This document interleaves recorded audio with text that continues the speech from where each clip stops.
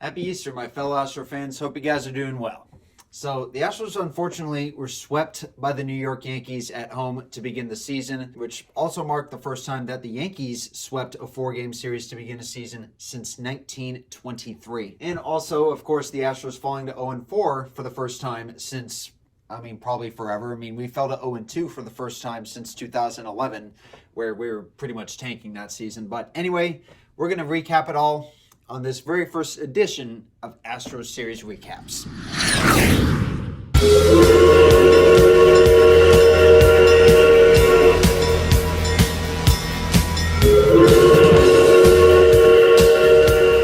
Real quick though, let's dive into a couple of injury updates, starting with Justin Verlander. He will throw a simulated game on Monday, so tomorrow, before going out on a rehab assignment, so we'll see how that goes. And then secondly, Urquidy threw off a flat ground, I believe yesterday, if not Friday. So, which was nice because this was the first time he'd even thrown a ball since he first went down with that initial injury. And the Astros are hoping for a return from him sometime in May, and JV is expected to hopefully return sometime in April. But anyway, diving into this opening series against the Yankees, throughout the weekend, it really seemed that the Yankees were just getting all the breaks, where they were scoring on soft contact as well as botched plays that the Astros made defensively, and none of that seemed to be going the Astros' way. Of course, the Astros did get a couple of breaks themselves on the Yankees defense because they're human, they're going to make mistakes. But overall, the Astros just could not find any luck this weekend whatsoever. But overall, starting pitching this opening series was phenomenal outside of Framber Valdez.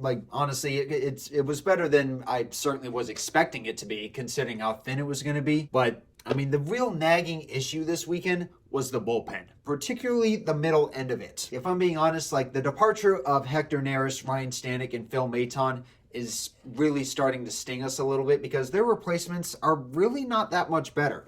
They're just Dana Brown did say he's going to be relying on young talent this season, and through the first 4 games, they really do have a lot of work to do. They're going to make mistakes, and I respect that because that's just how young guys get better. But at the same time, against a Yankees team who people are expecting to be bad, but I certainly do have them being better this year. For a bad Yankees team, and when your starters hold them to 3 runs or fewer, and when your offense does their job, there's really not that much of an excuse for that. But going into some of these games in more detail, we'll start with game 2, which that was the game that I was at this weekend. It was rather tough all around. So the only run that the Astros scoring came on an RBI double by an RBI single rather, by Alex Bregman, and it was all Yankees pretty much from that point on. And then Saturday, it seemed like the Astros were going to be getting their first win of the season, going up 3-1 at one point. And then at that point, this was the first night where Joe Espada got to basically showcase the most dominant bullpen in baseball with Brian Abreu, Ryan Pressly, and Josh Hader. But and Brian Abreu was the first guy to enter this game, and he was coming off of serving a 2-game suspension handed down to him last year in the ALCS. And unfortunately, it really did not go, and it didn't really go according to plan, since he gave up 3 runs, all of which came on home runs. Brian Pressly, of course, didn't really help matters either. He gave up a home run in the 9th inning, and then Josh Hader didn't make an appearance I don't think made an appearance in this game. So that was a little unfortunate. But as for today, JP France very easily could have pitched a shutout today. But again, all the soft contact just was going to the Yankees, and none of it seemed to be going to the Astros, which was really, really unfortunate. But, sometimes I guess this is just how baseball goes.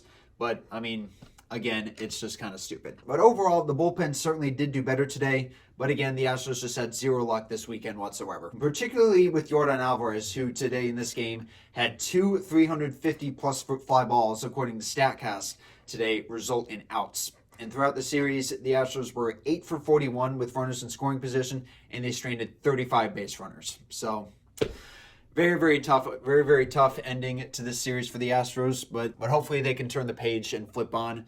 Because up next for them, the Toronto Blue Jays are going to come to town for 3 games before the Astros will hit the road for the first time this season. Anyway, guys, that's going to do it for this first edition of Astros Recaps. Let me know if you guys enjoyed. I will be doing these videos at the end of every single series. I won't be doing these for every individual game. But just because, again, that's just going to be a lot of videos to post.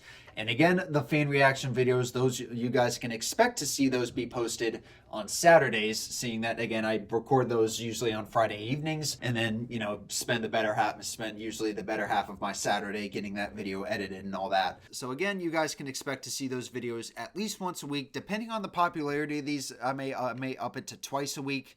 I'm not really sure, but we'll probably just stick to once a week unless you guys would want to insist otherwise. But that's going to do it for this first video, guys. Thank you guys for watching. Kudos if you made it to the end. And I'll see you guys in the next one. Peace out.